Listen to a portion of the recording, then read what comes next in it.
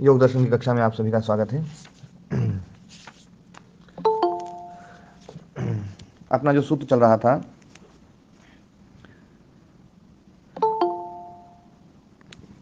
दृष्टि दृश्यो संयोगो है हेतु। दृष्टा और दृश्य का जो संयोग है वो है हेतु है, वो ही दुख का कारण है। संयोग जो है वो दुख का कारण है, और जो वियोग है वो दुख मुक्ति है, उसी को हम मुक्ति बोलते हैं। तो वियोग जो है वो दुख मुक्ति है, और संयोग जो है वो दुख का कारण है। ये संयोग अविद्याकृत है, लेकिन अविद्याकृत होते हुए भी है तो अब मतलब है, उस अविद्या को जब तक नहीं हटेगी तब तक तो वो संयोग रहेगा। इसलिए पूरा का पूरा जोर अविद्या को हटाने पर है। और आत्मा जो है वो बुद्धि का प्रतिसंवेदी है। बुद्धि का प्रतिसंवेदी का अर्थ है कि बुद्धि में जितने भी गुण हैं वो सारे के सारे गुण आत्मा में अध्यारोपित कर दिए जाते हैं। जैसे फूल का कलर सफ़ेद स्फटिक मणि में अध्यारोपित कर दिया जाता है, उपरक्त कर दिया जाता है। फूल उसके पास में है लेकिन मणि एकदम लाल हो जाएगी। फूल हटा तो मणि बिल्कुल वैसी की वैसी। मणि में कोई वो नहीं है, ये मणि का गुण नहीं है, लेकिन फिर भी जो है वो मणि जो है वो उस लाल रंग के कारण से उपरक्त हो जाती है, दिखती ऐसी है जैसे बिल्कुल उसी का कलर हो। तो ऐसे ही यहाँ पर भी बुद्धि में जो गुण हैं, बुद्धि के गुण ऐसे लगते हैं जैसे कि बिल्कुल हम्म, आत्मा के गुण हैं, लेकिन है वो आत्मा के गुण नहीं। आत्मा उनसे बिल्कुल पृथक है, आत्मा अपरिणामी है, आत्मा गुणातीत है। गुणों का कोई भी असर आत्मा के ऊपर नहीं हो सकता है। गुणों का जो भी असर है वो पूरा का पूरा है ना चित्त के ऊपर असर होगा, लेकिन उसमें अध्यारोपित हो जाता है।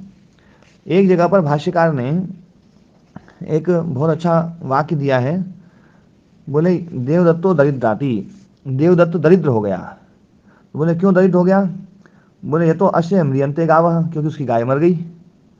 उसकी गाय मर गई तो दरिद्र हो गया।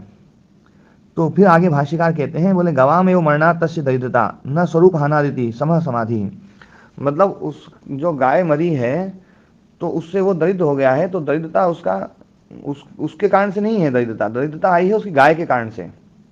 गाय के कारण से गाय चली गई तो दरिद्र हो गया, गाय आ गई तो वो है ना धनी हो गया, है ना। तो ऐसे ही हम देखते हैं कि बहुत सारी चीज़ों में हमारे अंदर जो गुण आते हैं वो गुण दूसरी वस्तुओं के कारण से आते हैं। दूसरी वस्तुओं के कारण से हमारे अंदर वैसे गुण का अध्यारोपण हो जाता है। तो गाय मरी है, लेकिन गाय की मृत्यु से अध्यारोपण हो गया है देवदत्त में। गाय पैदा हो गई है तो अध्यारोपण हो गया देवदत्त में कि देवदत्त धनी हो गया, और गाय मर गई तो देवदत्त है ना दरिद्र हो गया। ऐसे ही बुद्धि में सब कुछ होता है, लेकिन उसका अध्यारोपण जो है वो आत्मा में होता है।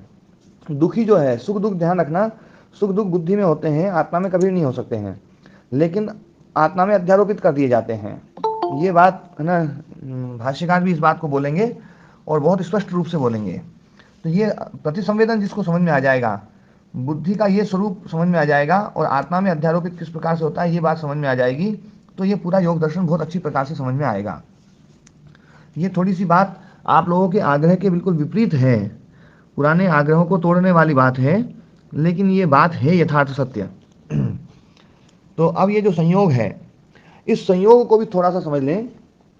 संयोग जब होता है तो आत्मा की कुछ चीज़ें वो बुद्धि में अध्यारोपित होती हैं, और बुद्धि की बहुत सारी चीज़ें आत्मा में अध्यारोपित होती हैं। ये दोनों ही बातें होती हैं, अध्यारोपण दोनों तरफ से हो रहा है। आत्मा के गुण जो है वो बुद्धि में अध्यारोपित हो रहे हैं, उसके कारण से बुद्धि चेतन हो रही है। बुद्धि में है ना जो ना मतलब जो कुछ भी हो रहा है वो आत्मा के कारण से, आत्मा की उपस्थिति के कारण से। आत्मा उपस्थित ना हो तो वहाँ कुछ नहीं हो सकता बुद्धि में।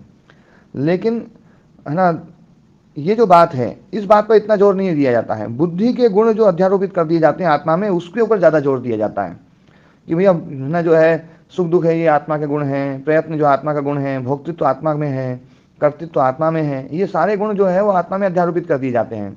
और आत्मा का जो गुण है चेतन, वो बुद्धि में आता है तो हम उसको मना कर देते हैं बिल्कुल। एक बात बिल्कुल समझने की है कि आत्मा के गुण बुद्धि में जैसे ही अध्यारोपित करते हैं तो हम साफ साफ मना कर देते हैं कोई भी हमसे बोले भैया बुद्धि चेतन है, तो हम फट बोल देंगे बुद्धि चेतन नहीं है, बुद्धि जड़ है। क्यों जी राम कुमार जी, ये हमारा स्टेटमेंट तत्काल होगा कि नहीं होगा? है ना सतीश जी? जी होगा जी। है ना? मतलब आत्मा का जो गुण है चेतनता, वो यदि बुद्धि में कोई अध्यारोपित करता है तो हम फट से मना करेंगे। लेकिन बुद्धि के गुण आत्मा में अध्यारोपित जब करते हैं तो हम मना नहीं करते हैं। और कोई मना करे तो उसको हम जो है ना कहते हैं कि तो गलत पढ़ा रहा है। बात बस ये है कि आत्मा के गुण हम समझ लें कि आत्मा के गुण क्या है, बुद्धि के गुण क्या है, और बुद्धि के गुण बुद्धि में रखें, आत्मा के गुण आत्मा में रखें, और जो संयोग के कारण से एक दूसरे में अध्यारोपण है उस अध्यारोपण को हम समझ लें। ये बात जिसको समझ में आ जाएगी, बस वो तत्वज्ञानी है। वो अलग अलग मतलब गुण वस्तु के गुणों को अलग अलग देख लेना कि बुद्धि अलग है, बुद्धि के गुण अलग है, आत्मा के गुण अलग हैं, ये जिसने देख लिया है वो तत्वज्ञानी है। तत्वज्ञान का बस इतने से अर्थ है, और बाकी और कोई तत्वज्ञान की आवश्यकता नहीं है। तत्वज्ञान इस संयोग को ही समाप्त करेगा, तत्वज्ञान इस संयोग को तोड़ देगा। दृष्टा और दृश्य का जो संयोग है एकदम एक रूप हो गए हैं, बिल्कुल ऐसा लगता है कि बिल्कुल एक ही हो गए हैं, और बिल्कुल दोनों का जो स्वरूप है वो बिल्कुल भिन्न है, उनका शील, उनका स्वभाव बिल्कुल भिन्न है, आकार बिल्कुल भिन्न है। ये बात 5वें सूत्र में कही थी ना कि उनका आकार, उनका स्वभाव बिल्कुल भिन्न होते हुए भी, है ना, आकारशील विद्यादिभिर अभी है ना विभक्तम, मतलब आकार से, स्वभाव से और ज्ञान से, इन तीनों गुणों से पुरुष जो है वो बिल्कुल विभक्त है उससे।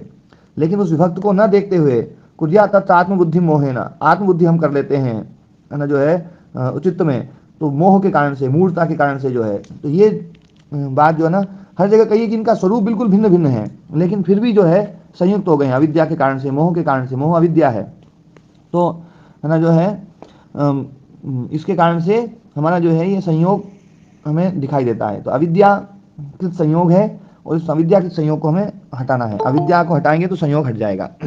हाँ, अब यहाँ पर जो है कल अपना चला था कि तयो दिग्दर्शन शक्तियों अनादि अर्थकृता संयोग।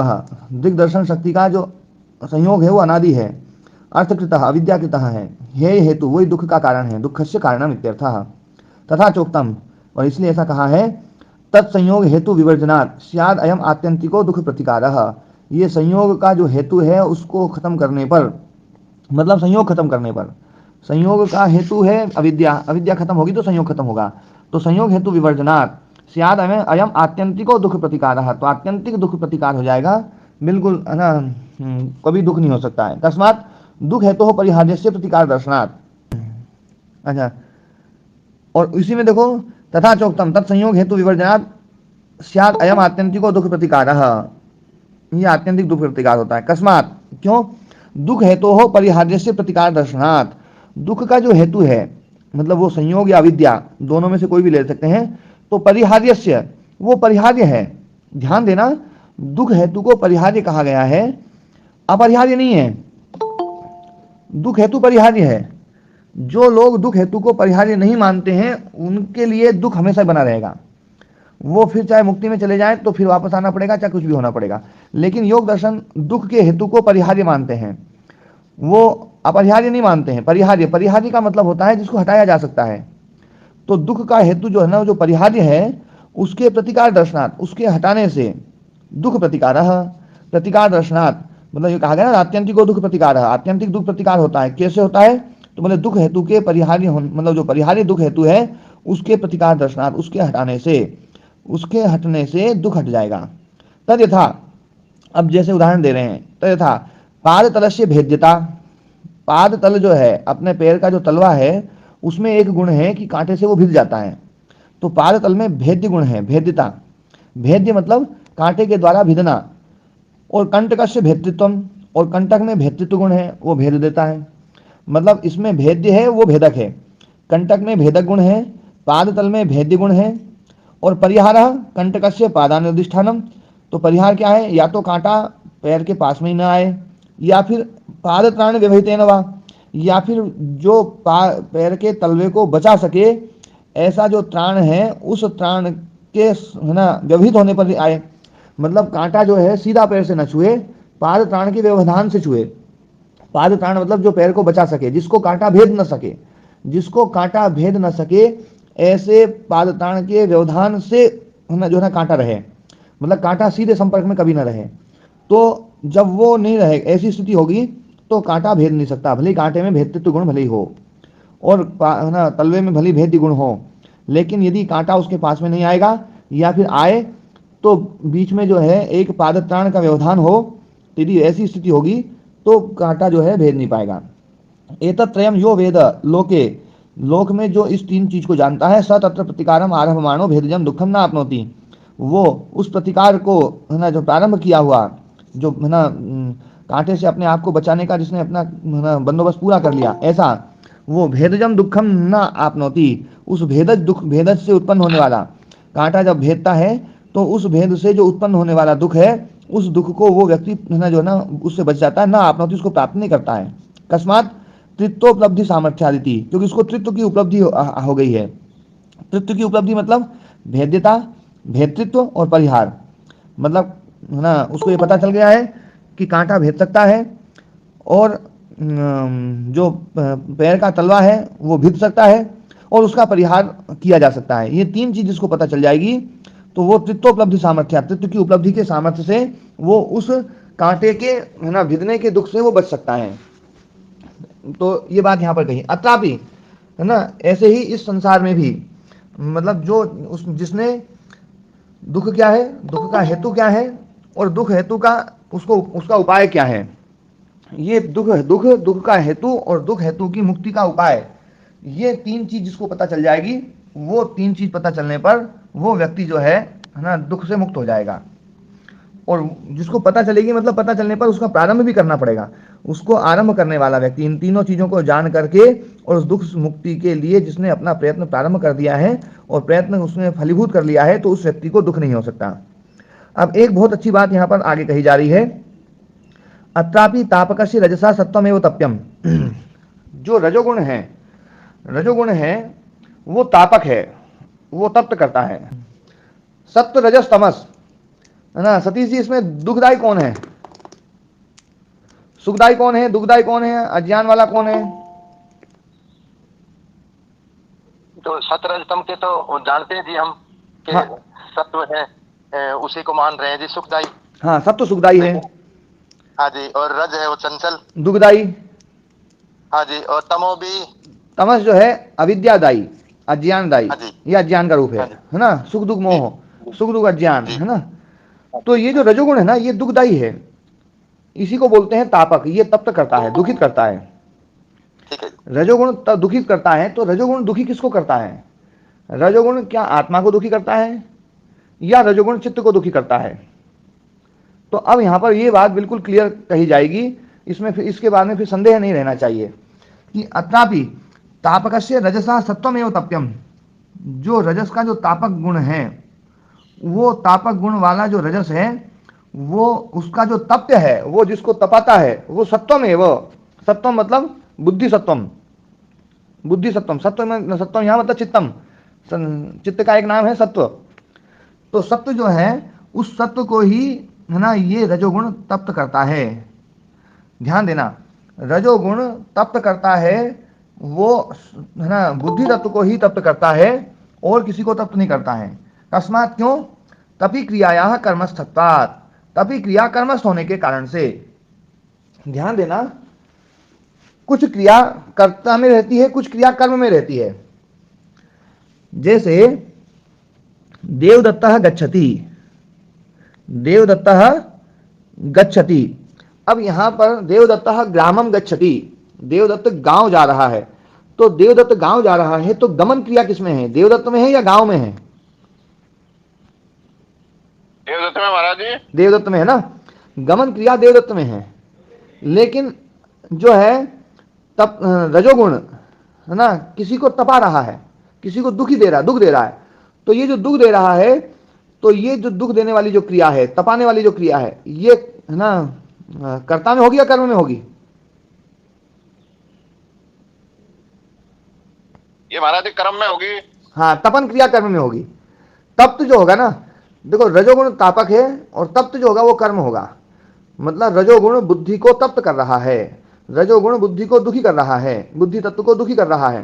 तो रजोगुण में है ना जो है ना ये तपन क्रिया रजोगुण में नहीं है, ये तपन क्रिया कर्म में है। इसलिए यहाँ पर साफ साफ कहा है कि तापस जो यहाँ पर जो है रजस का जो रजस में जो तापक गुण है उसकी वो जो उसका जो तप्य है वो सत्वमेव, वो बुद्धि तत्व ही है। तस्मात क्यों तपी क्रियाया कर्मस्थत्वात्, तपी क्रिया कर्मस्थ है। यदि कर्तृस्थ होती तो तपन रजस में होता, पर रजस में तपन नहीं है, तपन जो है वो कर्म में होगा। सत्व कर्मणि तपी क्रिया, सत्व में, सत्व मतलब बुद्धि तत्व में, ध्यान रखना बुद्धि तत्व जो कर्म है उसमें तपी क्रिया है। अब यहां पर साथ साथ में जब ये बात आ गई तो साथ में इन्होंने ये भी स्पष्ट कर दिया कि ये रजोगुण आत्मा को दुखी नहीं कर सकता। न अपरिणामिनी निष्क्रिय क्षेत्रज्ञ तपी क्रिया कर, ना तपी क्रिया जो है वो अपरिणामी, जो निष्क्रिय है, आत्म तत्व निष्क्रिय है, अपरिणामी है, क्षेत्रज्ञ है। क्षेत्रज्ञ मतलब जो क्षेत्र है ये शरीर, और शरीर में रहने वाला वो क्षेत्रज्ञ, तो है ना जो है जो आत्मा है जो निष्क्रिय है उसमें तपी क्रिया नहीं है, तपन क्रिया उसमें नहीं है। तपन क्रिया किसमें है? सत्व कर्म में, सत्व जो है बुद्धि में, मतलब दुख, दुख जो है वो दुख सत्व में है, आत्मा में नहीं है। लेकिन फिर भी आत्मा में उसका उसका अनुतपन होता है। वो कैसे होता है?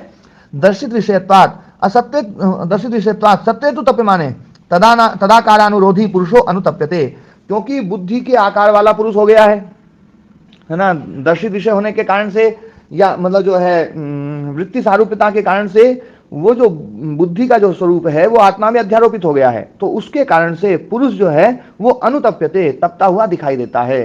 पर वास्तविकता ये है कि जो तपन क्रिया है वो सत्व में, बुद्धि में ही होगी। दुख जो होगा वो बुद्धि में होगा, दुख बुद्धि में ही होगा। लेकिन हमें फिर भी जो है तदानुकार अनुरोधी होने के कारण से चित्त के आकार का है ना आकार जिसने धारण कर लिया है ऐसा जो पुरुष है उसमें हमें दुख दिखाई देता है फिर। लेकिन यदि तत्वता देखा जाए तो दुख किसमें होगा जी राम कुमार जी? बुद्धि में, चित्त में महाराज जी। चित्त में होगा। ये बात बिल्कुल स्पष्ट रूप से यहाँ पर कही गई है महाराज जी, बिल्कुल स्पष्ट हो भी गया, बिल्कुल स्पष्ट हो गया ये। अच्छा, ये जो है ना ये शाब्दिक प्रमाण जो है ना ये आगम प्रमाण है, लेकिन इस आगम प्रमाण का उपयोग में जब भी मैंने जो समझाया है तो मैंने केवल तर्कों का उपयोग लिया है। आत्मा अपरिणामी है उसमें दुख नहीं हो सकता, आत्मा अपरिणामी उसमें सुख नहीं हो सकता, आत्मा अपरिणामी है उसमें मोह नहीं हो सकता है। सुख दुख मोह जो कुछ भी है वो सब इसी बुद्धि में ही है ना। सुखी करेगा वो है ना, सत्वगुण जो है सुखी करेगा वो बुद्धि को करेगा, है ना, रजोगुण जो है वो दुखी करेगा। वैसे यहाँ पर तीनों गुणों का बात आनी चाहिए थी, लेकिन चूंकि यहाँ पर हे हेतु की बात आ रही है, दुख की बात आ रही है, तो दुखी कौन होता है? तो दुखी कौन होता है इसलिए यहाँ पर स्पष्ट कर दिया कि दुखी जो होगा वो तो बुद्धि होगी। लेकिन बुद्धि जो पुरुष है वो तदाकारानुरोधी है, वृत्ति में वृत्ति सारूप्य अवस्था है, और वृत्ति सारूप्य अवस्था होने के कारण से उस पुरुष में उसको हम है ना ऐसा मानते हैं कि दुखी वो हो रहा है, पर वास्तव में वो बुद्धि ही दुखी हो रही है। एक बात। दूसरी बात राम कुमार जी, आप पाठ में देर से जुड़े थे, दुख का जो हेतु है, हाँ दुख का हेतु है वो परिहार्य है ना, ये परिहार्य शब्द यहाँ पर कहा गया है। दुख हेतु हो परिहार्य से प्रतिकार दर्शनार्थ। दुख का हेतु जो है ना वो परिहार्य है। परिहार्य मतलब हटाया जाने वाला, जो हटाने योग्य है। कई लोग इसको हटाने योग्य नहीं मानते हैं, यदि अविद्या अनादि है तो हटने योग्य नहीं है ऐसा मानते हैं। ये जो मानना है ना ये गलत है। अविद्या अनादि है पर परिहार्य है, हटने योग्य है। संयोग अनादि है पर संयोग परिहार्य है, हटने योग्य है। उस संयोग का नाश, अविद्या का नाश सब शास्त्रकार कह रहे हैं, और इस संयोग को अनादि मानते हैं। देखो कल मैंने है ना बुद्धि को और चित्त को, उसके अनादित्व को बताया था, और इसी शास्त्र में प्रारंभ में जो है योगेश जी वो जो मैंने जो पीडीएफ फाइल भेजी थी उस पीडीएफ फाइल के आप उसमें निकालिए दूसरा पाद का पहला सूत्र 16वें नंबर पेज पर। जी आचार्य। हाँ 16 नंबर पेज पर सबसे पहला जो व्यास भाष्य, तपः स्वाध्याय ईश्वर प्रणिधाने क्रिया योग न अतपस्विनो योग सिद्ध्यति, व्यास भाष्य है, न अतपस्विनो योग सिद्ध्यति, अतपस्वी को योग सिद्ध नहीं हो सकता। अब यहाँ पर बना अनादि कर्म क्लेश वासना चित्ता। कर्म क्लेश और वासना जो अनादि है, अनादि का संबंध कर्म के साथ भी, अनादि का संबंध क्लेश के साथ भी, अनादि का संबंध वासना के साथ भी। तो अनादि कर्म, अनादि क्लेश, अनादि वासना के द्वारा जो चित्रित है, ऐसा जो है ना, तो यहाँ पर कर्म को, क्लेश को, वासना को अनादि कहा गया है। ठीक है ना? जी आचार्य। क्योंकि चित्त अनादि है तो चित्त के कर्म भी अनादि, चित्त की वासना भी अनादि, और चित्त के क्लेश भी अनादि। मतलब ये कब से है इस ये प्रश्न नहीं उठ सकता है। इसी प्रकार से इसी है ना, ये 1900 पेज देखिए,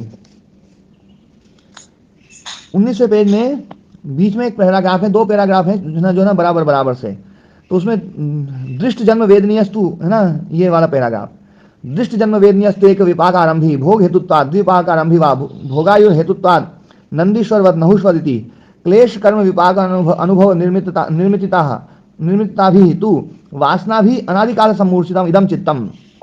वासना से वासना के द्वारा अनादिकाल से सम्मूर्छित मतलब जो है जो ये जो चित्त है वो वासना के द्वारा जो है मतलब उसको वासना ने सम्मूर्छित किया हुआ है, या यूँ कहें कि मतलब जो है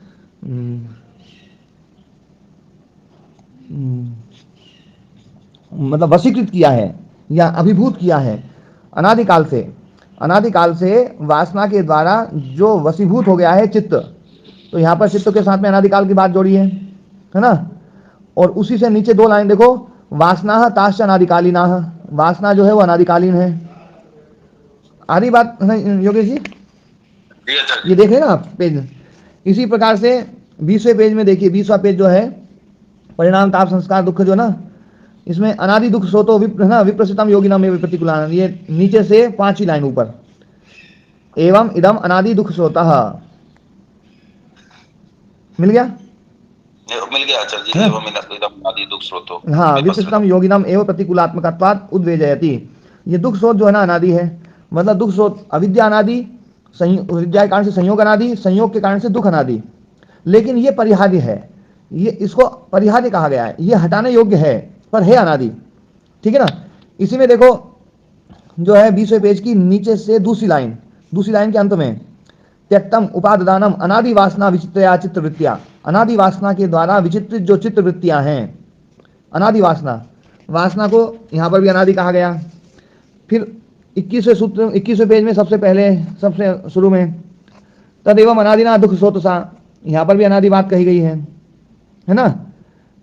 फिर उसके बाद में जो सूत्र अपन पढ़ रहे हैं उसी का जो दूसरा पैराग्राफ है, दृष्टि दृश्यो संयोगो है हेतु तयो दिग्दर्शन शक्ति अनादि अर्थकता संयोग, दिग्दर्शन शक्ति का जो संयोग है वो अनादि है, यहाँ पर भी अनादि बात आई। और ऐसे अनादि शब्द यहाँ बार बार इस भाष्य में खूब पढ़े गए हैं। तो अनादि जो है, ये चीजें अनादि हैं, ये बात हमें समझनी पड़ेगी। तो अनादि जो भी चीज है वो बीच में नहीं बनाई जा सकती, एक बात तो बिल्कुल पक्की है, अनादि चीज बीच में नहीं बनाई जा सकती है। अनादि चीज यदि बीच में बनाई जा सकती होती तो फिर वो अनादि नहीं रहती। जैसे हम ईश्वर को बीच में नहीं बना सकते, इसलिए अनादि है। जैसे हम आत्मा को बीच में नहीं बना सकते, इसलिए हम उसको अनादि मानते हैं। जो मूल प्रकृति है सत्व रजस तमस, उसको हम बीच में नहीं बना सकते, इसलिए वो अनादि है।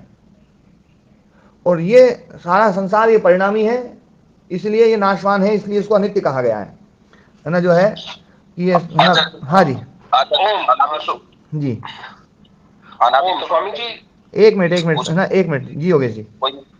अच्छा जी, अनादित्व में एक आग्रह जो है वो बराबर बना हुआ है, अभी क्यों नहीं आपने 1000 प्रमाण दे दिए हैं और आग्रह खत्म नहीं हो रहा है कि अनादित्व में केवल यही एक आग्रह हम लोगों का रहता है कि अनादि सत्ता जो है वो कभी बीच में उत्पन्न नहीं होती है, वो तो मतलब बीच तो है ही नहीं उसका, हाँ वो अनादि सत्ता जी। और आप कहते हैं अनादि होने का मतलब है परिणामी नहीं है। हाँ। तो यहाँ एक पता नहीं, या तो यह है कि बचपन से माँ के दूध से पढ़ते चले आए कि जो अनादि है वो अनंत है, और अनंत को हम ये मानते हैं जिसका अंत नहीं होता है, जो नहीं खत्म होता है जी। तो ऐसा ही चित्त के संबंध में और अविद्या के संबंध में और संघात के संबंध में ये जो अनादित्व का नित्यत्व है, इसे अनंत में जाके हमारी जो है परिणति मिलती है। ये थोड़ी सी समस्या पता नहीं आग्रह अभी बना हुआ है चर्चा। हाँ जी, अब इसमें देखो मैंने जो बात कही थी वो परिहार्य शब्द का वास्तविक अर्थ है कि वो है ना उसका अंत हो सकता है। परिहार्य मतलब जो नष्ट हो सकती है। एक होता है अपरिहार्य कारण, अपरिहार्य कारण मतलब जिन कारणों को हटाया नहीं जा सकता, ठीक है। और परिहार्य मतलब हटाया जा सकता है, हाँ जिसका नाश हो सकता है, जिसको ना जिसका जो नष्ट हो सकता है। तो ये जो चीजें हैं ये अनादि बोली गई हैं, लेकिन इनको परिहार्य भी माना गया है, मतलब हटाने योग्य माना गया है। अविद्या परिहार्य है, संयोग परिहार्य है, क्लेश परिहार्य है, कर्म परिहार्य हैं, ये सब चीजें परिहार्य हैं अनादि लेकिन परिहार्य हैं। परिहार्य इसलिए हैं क्योंकि ये परिणामी हैं। जो भी चीज परिणामी होगी वो परिहार्य होगी। अनंत चीज वो नहीं होती जो अनादि है वो अनंत होगी। ये हेतु मतलब जो है ना कई जगह पर घट जाता है, क्योंकि बहुत सारी चीजों में घटता हुआ दिखाई देता है। जैसे ईश्वर अनादि है इसलिए अनंत है, आत्मा अनादि है इसलिए अनंत है। तो हम इन चीजों में घटाने के बाद में फिर हमारा एक आग्रह ये बन गया है कि जो अनादि वो अनंत है। लेकिन ये जो तर्क है ये सब जगह नहीं लगेगा, ये हेतु कट जाएगा। तो हमें अनंत का हेतु यही देना पड़ेगा कि जो अपरिणामी है वो अनंत है, जो अपरिणामी है वो अनंत है, और जो परिणामी है वो शांत है, वो अंत सहित है। जिनमें परिणाम है वो एक ना एक दिन नष्ट होगा। तो परिणामी जो है ना, हाँ, ये बात जब हमें क्लियर हो जाएगी तो फिर वो आग्रह हमारा हट जाएगा कि अनादि चीज अनंत ही रहेगी। ये आग्रह तब हटेगा। मतलब बहुत सारी चीजें ऐसी हैं जो अनादि हैं लेकिन उसमें परिणाम है, इसलिए परिणाम होने के कारण से वो अनंत नहीं है, वो शांत है।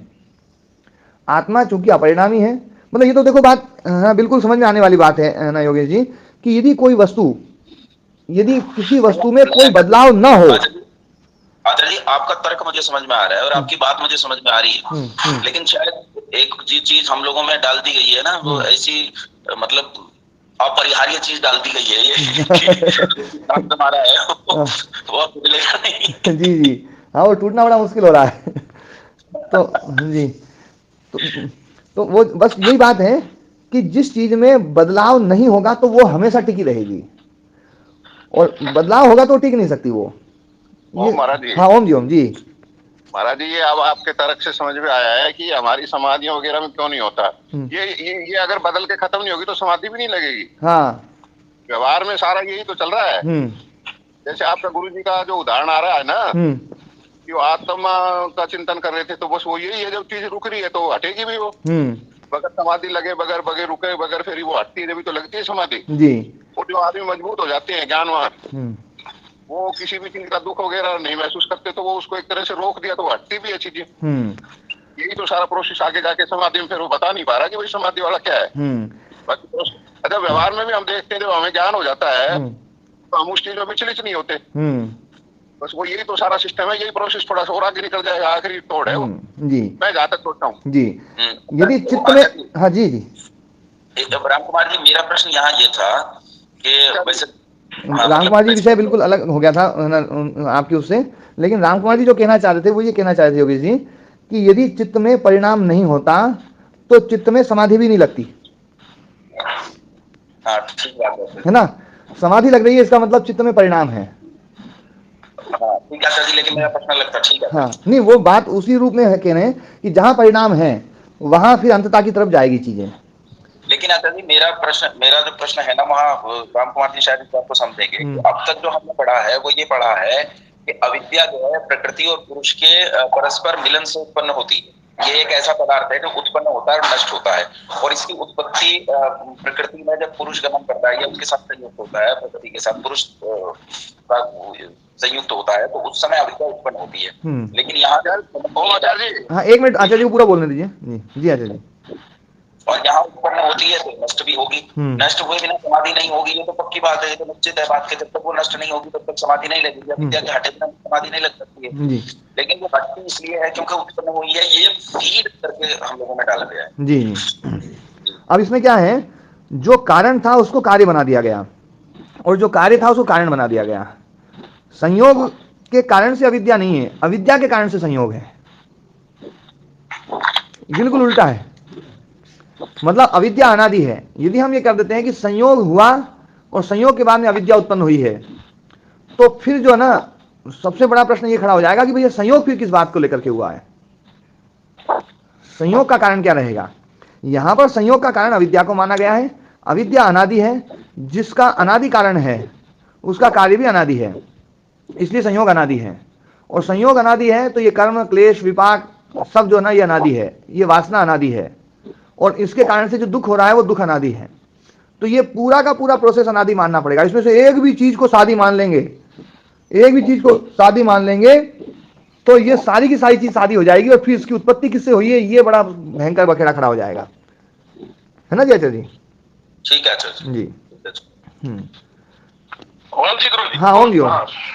ओम जी। हाँ जी जी नरेश जी। गुरु जी हम जब छोटे थे, हाँ हम छोटा, आपने कहा ना कि चित्त को बीच में नहीं बनाया जा सकता, हाँ वो अनादि जी, मानता हूँ मैं भी, और खूब गहराई से मान रहा हूँ जी पर हम जब छोटे थे तो हमारे यहाँ आर्य समाज के जल से लगते थे जी, तो वहाँ पुस्तकें क्या होती थी, किसी ने पुस्तक खरीदी, मैंने उसको थोड़ी देर के लिए ले ली यार, उसमें पढ़ा था कि जो आदमी मोक्ष प्राप्त कर लेता है वो अपने शरीर से बाहर चित्त का निर्माण करके और शरीर का निर्वहन करता है। इसका क्या अर्थ है?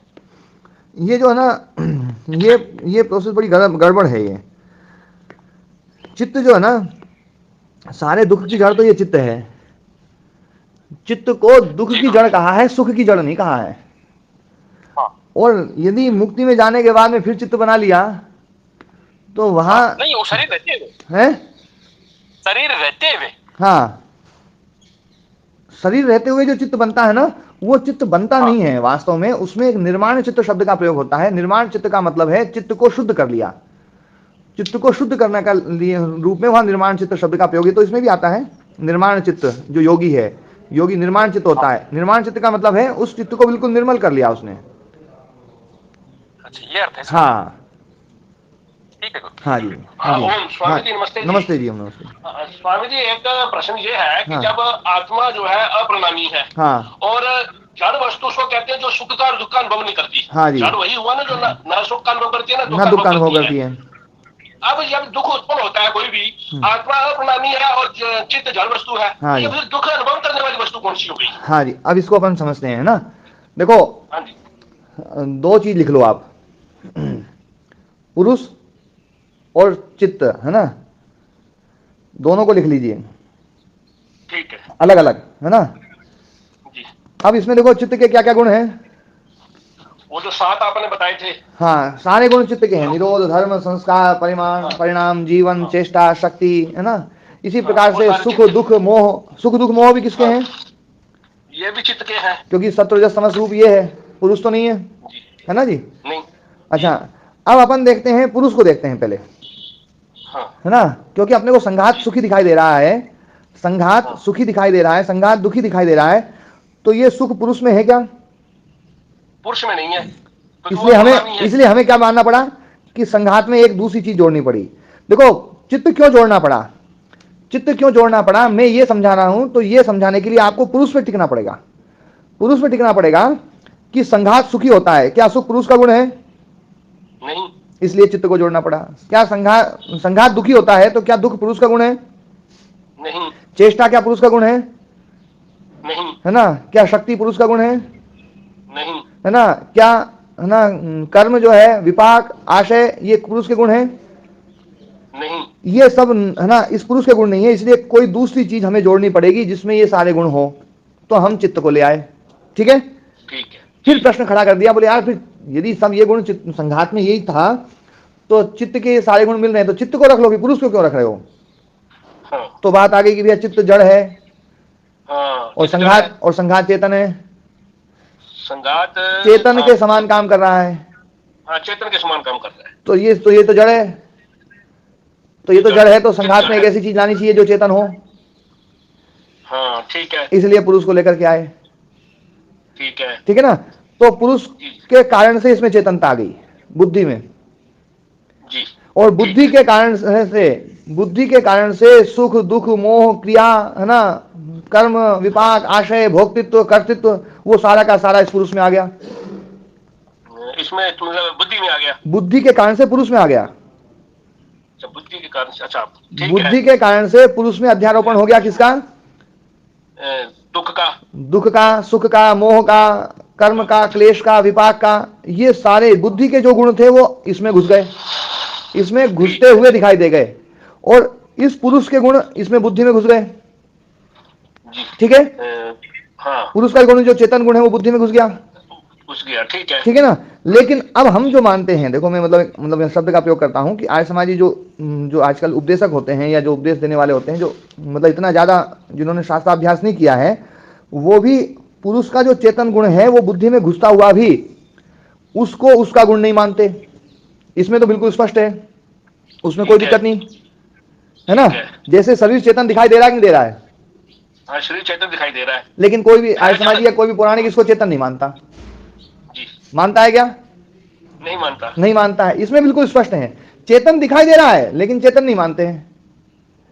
लेकिन जो बुद्धि के गुण पुरुष में घुस गए थे कि पुरुष में भोक्तृत्व गुण आ गया, कर्तृत्व गुण आ गया, पुरुष सुखी हो रहा है, दुखी हो रहा है, जैसे हमने शरीर में चेतन गुण दिखाई देने पर भी नहीं मानते हैं, ऐसे ही पुरुष में भोक्तृत्व गुण कर्तृत्व गुण दिखाई दे रहा है, लेकिन फिर भी उसको मत मानो ना। जैसे तुम इसमें नहीं मान रहे हो, पुरुष के गुण चित्त में नहीं मान रहे, तो चित्त के गुण पुरुष में क्यों मान रहे हो? ठीक है, समझ गए बात? हाँ, समझ गया। ये एक तरफ से बात बोलते हैं, एक तरफा से तो बिल्कुल क्लियर है, दूसरी तरफ से क्लियर नहीं है। ये दर्शन दूसरी तरफ से क्लियर करेगा। ठीक है, बात समझ में आ रही है? हाँ, समझ गई, है ना। मतलब आत्मा का चेतन गुण ना बुद्धि में आता है, बिल्कुल स्पष्ट रूप से दिखाई दे रहा, तभी वो सब कुछ काम कर रहा है, नहीं तो वो काम ही नहीं कर पाएगा। बुद्धि जड़ है, यदि पुरुष का संयोग ना हो तो बुद्धि कुछ नहीं कर सकती है। ठीक है ना। इसलिए पुरुष को संघात में जोड़ना पड़ा। यदि बिना पुरुष के यदि बुद्धि चेतन हो जाती तो ये दर्शन शास्त्री जितने भी थे, दर्शनकार जितने भी थे, ये पुरुष को बिल्कुल अलग ही रखते। ठीक है, जैसे ईश्वर को बिल्कुल अलग रख रखा है। ईश्वर की जरूरत नहीं है इसमें, जो ना ये सारे जो प्रोसेस में संघात में ईश्वर को नहीं लाया। जो संघात है दृष्टि दृश्य संयोग है तो इसमें ईश्वर को नहीं घुसेड़ा, है ना, पुरुष को घुसेड़ा कि चेतना उससे आएगी।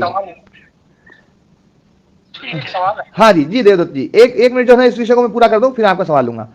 कि जो है पुरुष में, पुरुष के गुण है ना बुद्धि में अध्यारोपित होते हैं, बुद्धि के गुण पुरुष में अध्यारोपित होते हैं, और ये जो अध्यारोपण है, ये अध्यारोपण वास्तविक नहीं है। ये अध्यारोपण है ना जो है केवल अध्यारोपण मात्र ही है ना, आरोपित ही है, ये है नहीं। इसलिए कहा है ना दिग्दर्शन शक्तियों एकात्मता इव, एकात्मता इव मतलब एक रूप जैसे हो गए हैं, एक रूप नहीं हुए हैं। उस सूत्र में जो इव शब्द है ना, वो इव शब्द हमें बतलाता है कि एकात्मता है नहीं, एकात्मता जैसे हुए हैं। ठीक है। और ये एकात्मता के कारण से फिर होता क्या है? होता यह है कि मैं सुखी हूं, मैं सुखी हूं, ये जो बोध हो रहा है, ये बोध हो रहा है, इसमें सुख गुण कहां से आया? वो चित्त जगत से, चित्त से। और मैं गुण आ गया पुरुष के कारण से, है ना, अनुभव करने का गुण, मतलब उसमें कर्तृत्व गुण, ये पुरुष के कारण से आ गया। तो फिर वो ये जो अहंकार कृत जो है ना, ये मैं सुखी हूं, मैं दुखी हूं, मैं भोगता हूं, मैं करता हूं, मैं सब कुछ हूं, ये सारा कुछ जो है ये संघात का रूप है।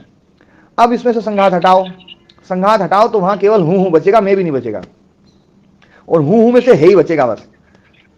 क्योंकि विशेषण जितने भी हैं, विशेषण जितने भी हैं वो सब बुद्धि के हैं, आत्मा का कोई विशेषण नहीं है। आत्मा विशेषण रहित है, ये बात मैंने पहले भी समझाई थी। हाँ हाँ बिल्कुल ठीक है। आत्मा विशेषण रहित है, इसीलिए कहा गया है प्रतिसिद्ध वस्तु धर्म, प्रतिसिद्ध वस्तु धर्म पुरुषा जो कहा गया है। प्रतिसिद्ध वस्तु धर्म का मतलब है वस्तुओं के जो धर्म हैं, जो विशेषण है। वस्तु धर्म क्या है? विशेषण। विशेषण मतलब एक दूसरे से एक दूसरी अलग अलग है, पृथक पृथक है, यही तो वस्तु धर्म है। हर वस्तु में विशेष गुण है, विशेष गुण के कारण से ही वस्तु वस्तु है। विशेष गुण ना हो तो ये वस्तु वस्तु नहीं रहेगी, ये फिर है ना सामान्य में पहुंच जाएगी। साधारण धर्म जो प्रकृति साम्य अवस्था जो है ना, वो साम्य अवस्था में पहुंच जाएगी। सारी वस्तुएं, सारे पदार्थ जो है वो विशेष गुण से युक्त हैं। और आत्म तत्व प्रतिसिद्ध वस्तु धर्म है, वस्तु धर्म से रहित है, विशेषण से रहित है। इसलिए उसके साथ में जो भी शब्द का प्रयोग होता है वो विशेषण का नहीं होता है, उपाधि का होता है। ये बात पहले समझाई थी मैंने। उपाधियों का प्रयोग होता है। उपाधि का प्रयोग का मतलब है जो शब्द उसको कह ही नहीं सके, उस शब्द के द्वारा उसको समझाना। जैसे घटाकाश, घट शब्द आकाश को कभी नहीं कह सकता, लेकिन घट के द्वारा आकाश को समझाया जा रहा है, घट के द्वारा आकाश को परिभाषित किया जा रहा है। ऐसे ही अंत शब्द कभी भी आत्मा को नहीं समझा सकता, लेकिन हम कहते हैं अनंत। मल कभी भी आत्मा को नहीं समझा सकता, लेकिन कहते हैं वो निर्मल, मल रहित है। परिणाम शब्द कभी भी आत्मा को नहीं समझा सकता, लेकिन फिर भी कहते हैं परिणाम रहित, अपरिणामी। परिणाम शब्द के द्वारा हम उसको समझा रहे हैं। समझ गए बात? तो आत्मा को जो भी समझाया जाएगा वो उपाधियों के द्वारा समझाया जाएगा, नेति नेति के द्वारा समझाया जाएगा, कोई भी विशेषण नहीं लग सकता उसका। ठीक है ना। तो हम विशेषण, अब विशेषण हटाएं हम, मैं सुखी हूं, या मैं है ना जो है सन्यासी हूं, मैं जवान हूं, मैं बूढ़ा हूं, विशेषण हटाओ। तो विशेषण हटा तो फिर क्या बचा, मैं हूं, फिर मैं भी विशेषण रहेगा, उस मैं को भी हटाओ, मैं भी तो एक विशेषण है ना, तो मैं भी हटाओ तो केवल बचेगा हूं। फिर हूं में जो ऊ है वो ऊ भी मैं के कारण से था, वो हूं में से ऊ भी हटा दो तो बचेगा है। तो है उसी को बोलते हैं सत, वो है सत। है किसको बोलते हैं स्वामी जी? है मतलब है वो सत, सत ये आत्म तत्व सत है, इसलिए इसको सत कहा है।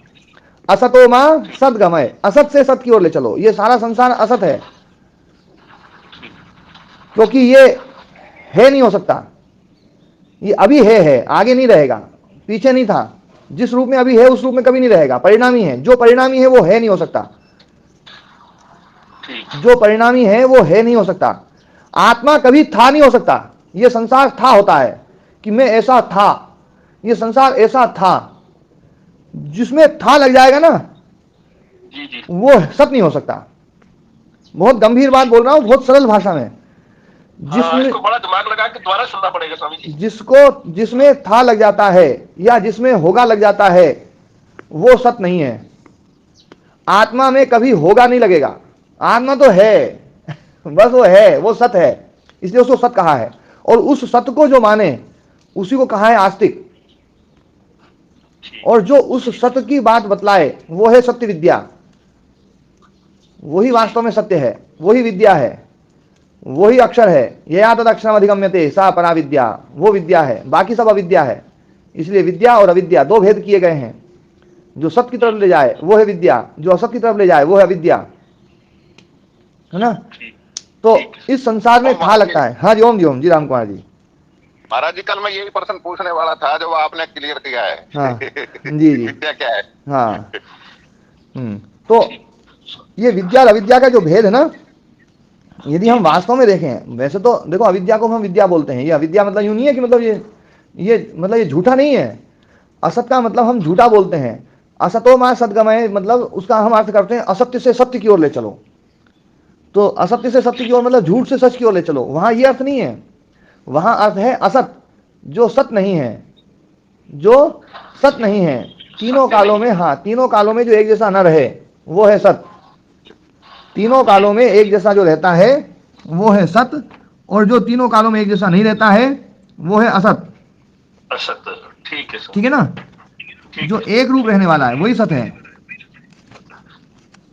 जो अपरिणामी है वो सत है। चित्त से आत्मा की तरफ जाना है, क्लियर हो गया? चित्त से आत्मा की तरफ जाना है। हाँ, और ईश्वर तो सदा वैसा है जैसा है, वो ठीक है जी। सदगमय का मतलब सदगमय मतलब सत की ओर ले चले, सत की ओर ले चलो मतलब आत्म तत्व की ओर ले चलो, है ना। और तमस से ज्योति की ओर मतलब तमस है जड़ और ज्योति है चेतन, चेतन की ओर ले चलो। और मृत्यु और अमृतम गमय, मृत्यु से अमृत की ओर ले चलो। आत्मा अमृत है, ये संसार मृत्यु है, ये मरण धर्म संसार है, मरण धर्मा संसार है ना। जो संसार मरण धर्म है और आत्म तत्व जो है ना वो मरण धर्म नहीं है, वो अमृत है। ठीक है ना। ठीक, ये स्वामी द्वारा ना इसको बुद्धि में समझना पड़ेगा तभी ये बात बैठेगी। हाँ मतलब धन्यवाद जी जी। ये मतलब जो है ना सत असत को जो समझ लेगा ना वो बहुत बड़ी बात है। सत्य जो है ना वो समझ में आना चाहिए जी। तो हाँ, जो स्वामी जी मैंने दुख की बात की है, तो वो फिर कोई संघात जो आपने संयोग कहा है वो उसके आने से भी ये दुख उत्पन्न हुआ ना। हाँ, संयोग के कारण से ही दुख है। संयोग नहीं रहेगा तो दुख नहीं रह सकता। हाँ, संयोग, जो विवेकी व्यक्ति है वो ये देख लेगा कि मैं अलग है और दुख अलग है, ये दोनों को जोड़ दिया है संघात में, मैं दुखी हो गया, जबकि दुख अलग और मैं अलग है ना। बस ये अलग हो जाए। हाँ जी, देवदत्त जी आप कुछ पूछना चाह रहे थे।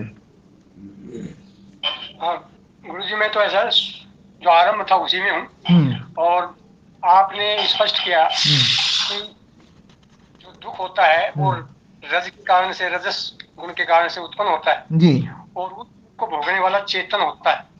लेकिन यदि जो कुछ मैंने पढ़ा है उसकी वजह से, या अभी स्पष्ट नहीं हो रहा उस वजह से, मुझे लगता है कि आत्मा भोक्ता होता है। हाँ हाँ, आत्मा भोक्ता है, संघात रूप में जो आत्मा है ना वो भोक्ता है। लेकिन यदि हम शुद्ध आत्म तत्व को देखेंगे तो आत्मा भोक्ता नहीं है, क्योंकि आत्मा जो है ना, शुद्ध जो आत्म तत्व है वो अपरिणामी है। अपरिणामी का मतलब है जिसमें परिणाम ना हो, जिसमें कोई बदलाव ना हो। मान लीजिए उसने भोग भोगा, सुख को भोगा, तो सुख भोगने से पहले वो सुखी नहीं था, भोगा तब सुखी हुआ। तो पहले सुखी नहीं था फिर सुखी हो गया, पहले दुखी नहीं था फिर दुख भोग लिया तो दुखी हो गया। तो भोग के कारण से उसमें परिणाम गुण आ जाएगा। इसलिए जो परिणाम गुण जिसमें है सुख दुख वहीं हो सकता है, अपरिणामी में सुख दुख नहीं हो सकता। जो अपरिणामी है, किसी क्रिया को उसने किया तो करने से पहले वो अकर्ता था, उस क्रिया को कर दिया तो फिर कर्ता बन गया, तो परिणाम गुण आ गया। कर्तृत्व में, भोक्तृत्व में, सब में परिणाम गुण जो है ना वो आ जाएगा, अपरिणामित तो खंडित हो जाएगा। इसलिए जो शुद्ध आत्म तत्व है वो भोक्ता नहीं है। जो अहंकार युक्त है, अहंकार युक्त मतलब संघातात्मक, अहंकार युक्त मतलब अभिमान युक्त, मतलब जो संघातात्मक है, संघातात्मक जो आत्म तत्व है उसके लिए यहां पर भोक्ता शब्द का प्रयोग होता है। जो शुद्ध आत्म तत्व है वो अपरिणामी है, वो भोक्ता नहीं है। इसलिए देखो यहां पर बिल्कुल साफ साफ कह दिया गया है कि रजोगुण जो तापक है, दुख देने वाला है, उसका जो तप्त है वो बुद्धि है। ये बात बिल्कुल इसमें क्लियर कर दी है इस सूत्र में, है ना, कि जो रजोगुण है, तापक है, तापकस्य रजसा सत्वमेव तप्यम, वो सत्व को, बुद्धि सत्व को ही, बुद्धि तत्व को ही जो है तप्त करता है, दुखी करता है। कस्मात तपी क्रिया कर्मस्थत्वात्, तपी क्रिया कर्म में स्थित होती है और तपी क्रिया का कर्म होगा बुद्धि। तपन जो मतलब रजोगुण बुद्धि को तप्त करता है, तो कर्म है बुद्धि। सत्व कर्मणि तपी क्रिया, तपी क्रिया जो है वो सत्व कर्म में, सत्व मतलब बुद्धि कर्म में रहेगी। न अपरिणामी निष्क्रिय क्षेत्रज्ञ, जो निष्क्रिय है, अपरिणामी है, क्षेत्रज्ञ है, जो आत्म तत्व है, उसमें तपन क्रिया नहीं हो सकती, वो कभी भी उस तपन क्रिया का कर्म नहीं बन सकता है। ठीक है गुरु जी, अभी तो स्पष्ट नहीं हुआ। हाँ, फिर मिलेंगे जब इस पे आप और विचार करिएगा, क्योंकि अभी आप नए जुड़े हैं ना।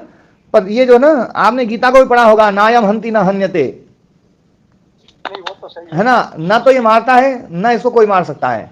मतलब वहां पर यही बात बताई गई है कि न तो वो किसी क्रिया का कर्ता बन सकता है। नायम हंति मतलब वहां पर हनन क्रिया केवल एक है ना उपलक्षण के लिए है। नायम हंति का मतलब है वो कोई क्रिया नहीं कर सकता है, और नायम हन्यते वो किसी भी क्रिया का कर्म नहीं बन सकता है। न तो किसी क्रिया का कर्ता बनेगा, न किसी क्रिया का कर्म बनेगा, क्योंकि कर्म बनते ही परिणाम आएगा, कर्ता बनते ही परिणाम आएगा। वो अपरिणामी है, अपरिणामी कर्ता नहीं बन सकता, कर्म भी नहीं बन सकता है। और यही बात जो है ना जी। आचार्य जी, तो वैसे प्रश्न रिलेटेड तो है लेकिन उतना नहीं है। पता नहीं क्या ईश्वर में क्रिया है आचार्य जी? हाँ, ईश्वर में जो है ना, जो क्रिया, जो अपन देखो क्रिया का वहां पर दो अर्थ है, मतलब जो क्रिया शब्द है, एक क्रिया जो है कर्म, जो क्लेश युक्त कर्म जो है ना, वो जो कर्म है उस कर्म को तो वहां बिल्कुल साफ साफ बना कर दिया गया है ना। क्लेश कर्म विपाकाशयी अपरामृष्ट, कर्म रहित है, कर्म रहित है वो ईश्वर है ना। लेकिन अब जो है अगला जो है कि वो ना इस सृष्टि का संचालन करता है, तो उसमें दो प्रोसेस हो सकती है। एक प्रोसेस ये हो जाए कि वो ना उसकी उपस्थिति मात्र से ये सारी व्यवस्था चलती है, वो इसको चलाने के लिए वो खुद कुछ नहीं करता है, उसकी उपस्थिति मात्र से चलती है। जब ये आएगा तो उसमें अक्रियत्व आ जाएगा, कर्म मतलब जो ना। और जब ये मानते हैं कोई नहीं कि वो उसको चलाने के लिए वो मेहनत करता है, तो उसमें क्रिया आ जाएगी। तो क्रिया आ जाएगी तो उसमें फिर परिणाम गुण आएगा, वो एक समस्या सबसे बड़ी आ जाएगी। और परिणाम गुण आ जाएगा तो उसमें नित्यत्व खंडित हो जाएगा, ये एक बड़ी समस्या आ जाएगी। इसलिए उसका जो स्वरूप है, परमात्मा का जो स्वरूप है, उसको भी वैसा ही मानना पड़ता है कि भैया जो ना उसमें क्रिया नहीं है, उसकी उपस्थिति मात्र से सारा। इसलिए देखो अभी अगला सूत्र जो है ना, कुछ सूत्र बाद में एक सूत्र आएगा, प्रकाश क्रिया स्थितिशीलम भूतेन्द्रियात्मकम भोग वर्गार्थम दृश्यम। ये जो सूत्र है, इस सूत्र को पढ़ेंगे तो इसमें कुछ बात बहुत मजेदार है। वो मजेदार ये है, इस सूत्र के अर्थ को जितने भी मतलब जो थोड़े से ना समझने वाले हैं, जिज्ञासु प्रवृत्ति के हैं, बहन जी या सतीश जी या सब लोग जितने भी जो ना, आप भी और सब जो ना, इसको एक बार पढ़ना और इसको पूरा 2-4 बार पढ़ करके, इसका अर्थ हिंदी में भी आप लोगों के पास में उपलब्ध हो जाएगा, तो वो उसको जब पढ़ोगे फिर उसके बाद में इस दृष्टि से पढ़ना कि यदि इसी सूत्र को व्यास मुनि जी की जगह यदि कोई है ना आर्य समाजी लिखता तो है ना जो है कि सत्व रजस तमस से संसार कैसे बनता है, किस प्रकार होता है, ये ऐसे होता है, इससे मतलब है ना ये बनता है, और विशेषा विशेष लिंग मात्रा लिंगानी है ना कि उससे ये बनता है, उससे ये बनता है। तो ये सारी प्रोसेस बताई, उसमें एक भी जगह ईश्वर ने ना रखा। और यदि होते, अपन व्याख्या करते, तो इसमें कम से कम 50 बार ईश्वर बोलते हैं कि ना जो है। आचार्य जी मैं ये कहता हूँ कि ऋषि दयानंद को हम आप तो मानते हैं आचार्य? बिल्कुल आप थे। तो आचार्य जी उनका एक आगम है, शब्द प्रमाण है उनका, 7वें समुल्लास में ऋषि दयानंद ने साफ साफ लिखा है कि ईश्वर में क्रिया घटती है, वही निर्माण, पालन और प्रलय, जी जी ये तीनों घट रही हैं, तो इनके कारण से वो करने वाला है। जैसे हम लोग आचार्य जी बताते हैं कि कोई भी क्रिया अस्तित्व में आएगी तो सबसे पहले लॉ ऑफ मोमेंटम जो है, वो लॉ ऑफ इनर्शिया जो है, जड़त्व का सिद्धांत काम करता है कि किसी वस्तु को निष्क्रिय से सक्रिय करने में कोई तो बाहर से बल लगेगा, अन्यथा वो सक्रिय नहीं हो सकती है। ईश्वर को वहां स्पष्ट मतलब ये शब्द है कि ईश्वर सक्रिय है अथवा निष्क्रिय, तो वहां कहा कि ईश्वर सक्रिय है, ये शब्द आचार्य जी मैं समुल्लास में। जी जी देखो क्या है, एक बात तो ये कि अभी अपन जो है ना महर्षि दयानंद जी के दर्शन को यदि उठाएंगे तो महर्षि दयानंद जी के दर्शन को ही पढ़ेंगे। अभी जो अपन पतंजलि ऋषि के दर्शन को, क्योंकि मैं पतंजलि ऋषि के दर्शन के समकक्ष महर्षि दयानंद जी के दर्शन को देखता हूँ, है ना। अच्छा एक बात ये है ना, इस प्रकार का स्टेटमेंट मैं भी कई बार दे सकता हूँ। जैसे मतलब जो ना, जैसे मुझसे कोई पूछे तो एक सामान्य रूप से हम यही समझा सकते हैं कि मतलब उसको जिस व्यक्ति को ये समझ में नहीं आ सकता कि उपस्थिति मात्र से क्रिया कैसे होती है। जैसे हम कहते हैं ना, जैसे काल सब कुछ कर रहा है, काल समय ये करा देता है, समय ये करा देता है, तो ये जो वाक्य है ना, ये समझाने के लिए है। वास्तव में काल तो कुछ नहीं करता है, काल तो कुछ नहीं कर रहा है, ये तो सब कुछ हो रहा है सब। जैसे मेरा शरीर बूढ़ा हो गया तो है ना, या मेरा शरीर जवान हो गया, या मेरा शरीर है ना युवा हो गया, मतलब है ना कुमार अवस्था को प्राप्त कर गया, तो इसमें काल ने कुछ नहीं किया है। काल की उपस्थिति आवश्यक है, पर हो तो सब कुछ में सब कुछ ये शरीर ही हो रहा है। तो शरीर का धर्म जो है वो होता है, लेकिन शरीर का धर्म काल में अध्यारोपित हो गया है, और इस प्रकार से भाषा ये बनती है कि काल सब कुछ करवा रहा है, जबकि काल जो है ये एक अपरिणामी चीज है। अपरिणामी चीज है, इसलिए कभी नष्ट नहीं हो सकती है, कभी समाप्त नहीं होगी। काल है ना ये चलता चला जाएगा, अपरिणामी है। ये बात स्पष्ट होगी काल वाली, बिल्कुल है ना। तो ऐसे ही हमें ईश्वर तत्व को भी उसी प्रकार से मानना पड़ेगा। लेकिन है ना, चूंकि समझाने के लिए हम ये बोलते हैं कि ईश्वर ये कर रहा है, ईश्वर ये कर रहा है, ईश्वर ये कर रहा है, और यही करते करते फिर हमने ये कर दिया कि भैया प्रार्थना करोगे तो ईश्वर ये दे देगा, ये दे देगा, ईश्वर अनुग्रह करेगा, ईश्वर कृपा करेगा, और ईश्वर तो मतलब ये जो चीज़ है ना, यही चीज़ बढ़ते बढ़ते इतनी कृपाएं करने लग जाता है ईश्वर कि उन कृपाओं को फिर अपने को रोकना पड़ता है। बोले भैया इतनी भी कृपा नहीं करता है कृपाएं ज़्यादा भी करवा देते हैं। तो अभी अपन तो लिमिट में है, लेकिन अपने से आगे सीढ़ी वाले लोग भी है ना इस संसार में देख रहे हैं हम, और वो भी जो ना कभी ना कभी अपनी सीढ़ी पे थे, और आगे बढ़ते बढ़ते ईश्वर की क्रिया में, ईश्वर में क्रिया मान करके बहुत सारी चीजें करते हैं। तो ईश्वर में जो ना क्रिया और क्रियत्व और अक्रियत्व ये एक बहुत ही गंभीर विषय है, और ये एक बड़ा बखेड़ा खड़े करने वाला भी ना जो ना वो होगा, इसलिए मैं इसमें मतलब थोड़ा सा बचता हूँ। लेकिन समझने की बात बस ये है कि ईश्वर की उपस्थिति मात्र से चीजें होती हैं, मतलब ये जो है ना ये चीज समझ में आ जानी चाहिए। जैसे काल की उपस्थिति मात्र से संसार में बहुत कुछ होता है ना, वैसे ही ईश्वर की उपस्थिति मात्र से संसार में बहुत कुछ होता है।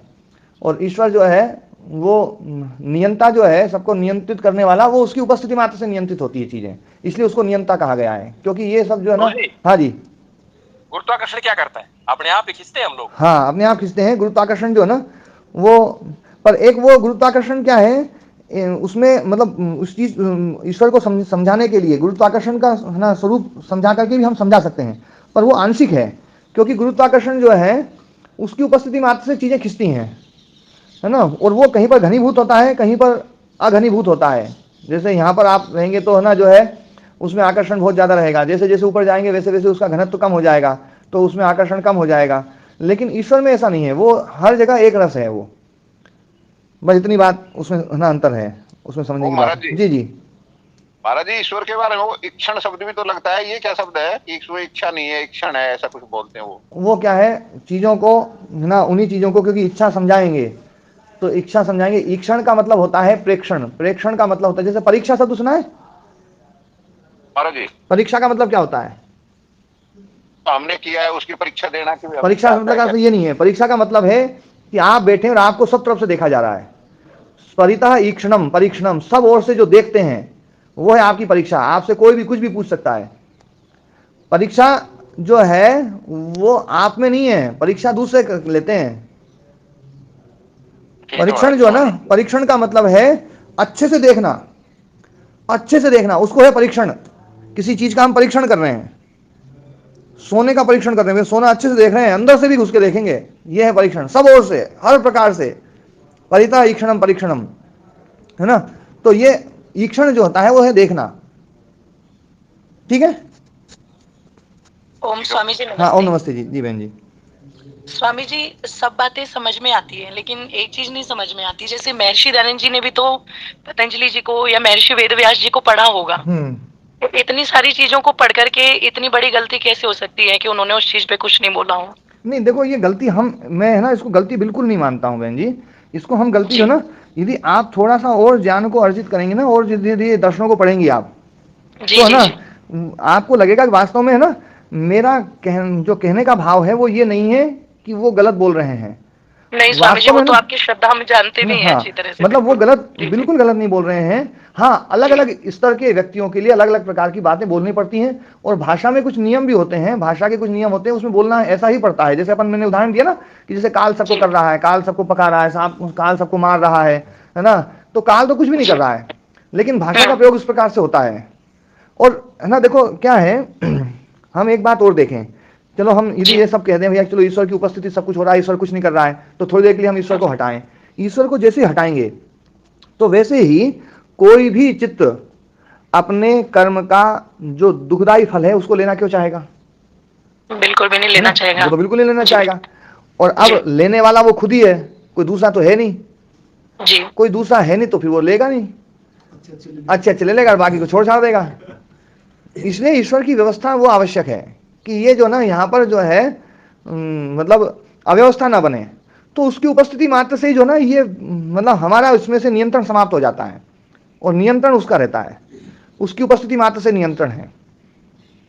तो जब नियंत्रण है स्वामी जी, फिर तो क्रिया घटती है वहां पे। उसकी उपस्थिति है। जैसे आत्मा और ना जीव है, जैसे आत्मा और शरीर है, तो इस शरीर में आत्मा की उपस्थिति से नियंत्रण है।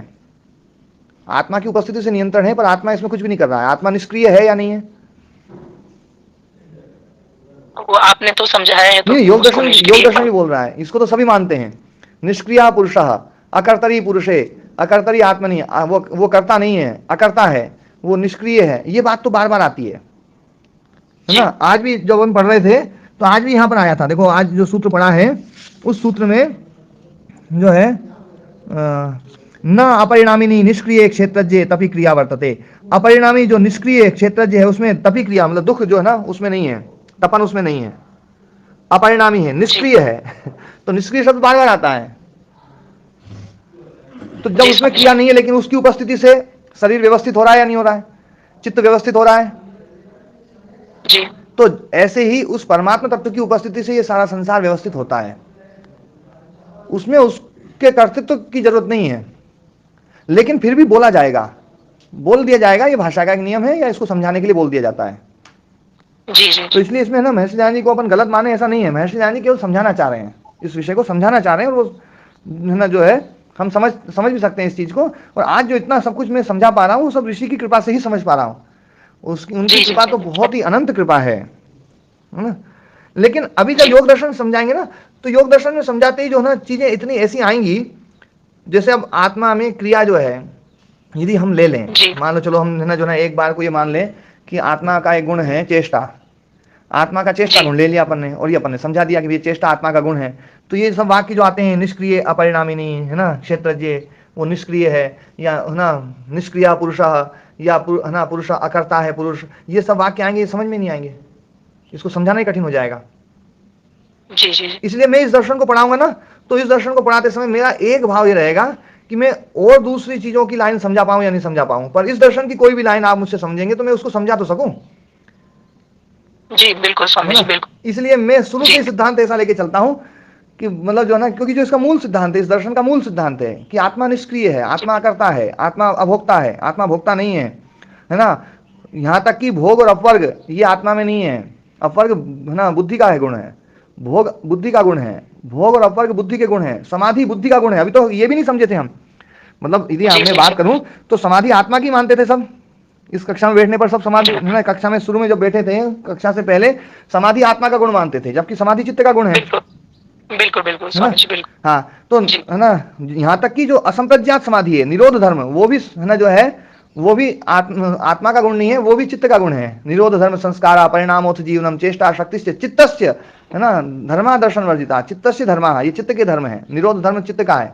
ऐसे जीवन गुण, ये भी चित्त का धर्म है। हम तो जीवात्मा बोलते हैं तो जीव शब्द उसमें लाते हैं, तो जीव और आत्मा, जीव हो गया चित्त, आत्मा हो गया आत्म तत्व, उन दोनों का जो संघात है वो संघात हो गया जीवात्मा। ये संघात की सब बातें चल रही हैं, ये संघात अनादि है ना। और भोग अपवर्ग बुद्धि में है, ये बात अभी थोड़ी देर में मतलब अगले सूत्रों में आ जाएंगी कि भोग अपवर्ग बुद्धि में ही स्थित है, ये आत्मा में कैसे अध्यारोपित कर देते हैं। तो बोले आत्मा में ऐसे इस प्रकार से अध्यारोपित होते हैं। जैसे अभी आज जो सूत्र पढ़ा ना बहन जी, आप थोड़ी देर से जुड़ पाई थी, ये मैं गाड़ी चला रही थी, जी उस वजह से तो मेरा नेटवर्क नहीं बन पाया। आप मुझे पता है कि आप कोई ना कोई कार्य में है ना जुड़ी हुई होंगी, इसलिए जो है ना जैसे आपको समय लगता है आप जुड़ती जरूर हैं। पर मैं इसमें जो है ना देखो वही लाइन में फिर से बोलता हूँ कि अपरिणामी निष्क्रिय जो क्षेत्रज्ञ है वो तपन क्रिया का कर्म नहीं हो सकता, मतलब उसमें दुख नहीं हो सकता। तपी क्रिया का कर्म जो है वो बुद्धि है।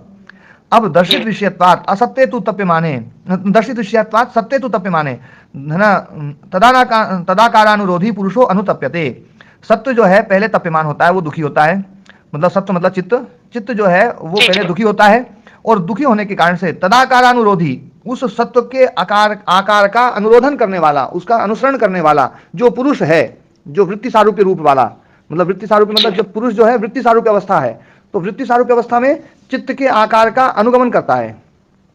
तो तदाकारानुरोधी पुरुषा अनुतप्यते, वो पुरुष जो है ना अनुतप्त होता है, तप्त नहीं होता है, वो अनुतप्त होता है। अनुतप्त का मतलब बिंब नहीं है, प्रतिबिंबित है, संवेदन नहीं है, प्रतिसंवेदन है ना। हाँ, तो वो अनुतप्यते मतलब तपा हुआ दिखाई देता है अपने को, वो होता नहीं है, है ना। तो ये बात तो स्पष्ट रूप से यहाँ पर ये कह रहे हैं। इस शास्त्र में हर जगह जहां पर भी पुरुष को लेकर बात आएगी तो पुरुष को जो है ना तत्काल वो यही कह देंगे, पुरुष जो है ना उसमें दुख नहीं है, सुख नहीं है, भोक्तित्व नहीं है। फिर ये बताएंगे वो अहंकार के कारण से, संघात के कारण से, अविद्या के कारण से उसमें ये लक्षित होता है, ये बात भी स्पष्ट कर देंगे। ठीक है बहन जी? जी धन्यवाद स्वामी जी। और महाराज जी इसमें उदाहरण चंद्रमा का हो जाएगा? हाँ, चंद्रमा का भी होगा। प्रकाश चंद्रमा का गुण नहीं है, देखो सूर्य का है वो, लेकिन चंद्रमा पे अपने को कहते हैं अपन चंद्रमा का प्रकाश है, चंद्रमा का प्रकाश है वो, ऐसा हमें दिखता है, हम बोलते हैं वो प्रकाश तो सूर्य का है। समय हो गया सर जी। जी बस हो गया, नहीं है ना, पाठ को विराम देते हैं। ओम शांति शांति।